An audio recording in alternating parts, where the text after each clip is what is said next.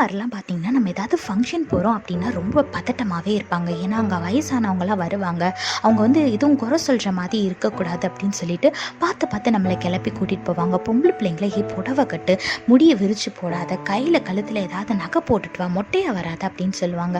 பசங்களை ஒழுங்கா வாடா, டீசெண்டாக வா, தலையெல்லாம் இப்படி பரட்ட மாதிரி வராமல் ஒழுங்காக சீவிட்டு வா அப்படின்னு சொல்லுவாங்க.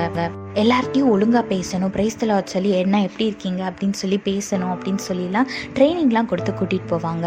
யாரும் குறை சொல்கிற மாதிரி நடந்துக்க கூடாது, ஒழுங்காக எல்லார்ட்டையும் நல்லா பேசி நல்ல பிள்ளையாக வரணும் அப்படின்லாம் சொல்லுவாங்க.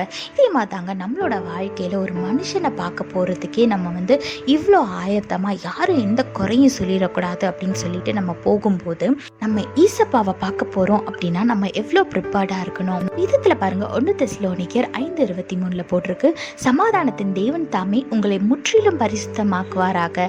உங்கள் ஆவி, ஆத்மா, சரீரம் முழுவதும் நம்முடைய கர்த்தராகிய இயேசு கிறிஸ்து வரும்போது குற்றமற்றதாய் இருக்கும்படி காக்கப்படுவதாக வேதத்தில் போட்டிருக்கு. ஆமாங்க, நம்ம ஏசப்பா வரும்போது நம்மளை எந்த ஒரு குற்றமும் சொல்லாதபடிக்கு நம்ம பரிசுத்தமாக இருக்கணும். அதுக்கு நம்ம என்ன பண்ணணும்னா, ஒவ்வொரு நாளும் தேவனோட சமூகத்தில் அமர்ந்து நம்மளோட பாவங்களை, குற்றங்களை, மீறுதல்களை எல்லாம் அவர்கிட்ட சொல்லி ஏசப்பா என்னை மன்னிச்சிருங்கன்னு சொல்லி ஒப்பு கொடுத்து நம்ம ஏசப்பா கிட்ட ப்ரேயர் பண்ணும்போது ஏசப்பா நம்மளை பரிசுத்தமாக்குவாங்க. அது மட்டும் இல்லைங்க, பாவத்தை ஒப்பு கொடுத்து மன்னிப்பு கேட்கறது மட்டும் பெரிய விஷயம் இல்லை, அதை நம்ம மீண்டுமா அந்த பாவத்தை செய்யாமல் இருக்கணும். அதுக்கும் நம்ம ஏசப்பா ஹெல்ப் தாங்க வேணும். அதுக்கும் நீங்கள் ஏசப்பாட்டு ஜெபிக்கணும். ஏசப்பா நீங்கள் இப்போ என்னோட பாவத்தெல்லாம் மன்னிச்சிட்டிங்க, நான் மீண்டுமா இந்த பாவத்தில் ஈடுபடாதபடிக்கு எனக்கு உதவி செய்யுங்க நீங்கள் ஏசப்பாட்ட கேளுங்க. நம்மளை பரிசுத்தப்படுத்துறதுக்கும் நம்ம விசுவாசம் வளர்க்கறது எல்லாமே ஏசப்பாவால தான் முடியும். அதுக்கு நம்ம ரெடியா அவரோட பிரசனத்துல உட்கார்ந்து நம்ம ஒப்பு கொடுத்தா போதும், நம்ம மாறுறதுக்கு ரெடியா இருந்தா போதும், ஏசப்பா நிச்சயமா நம்மளை பரிசுத்தமாக்கி நம்மளை மாற்றுவாரு.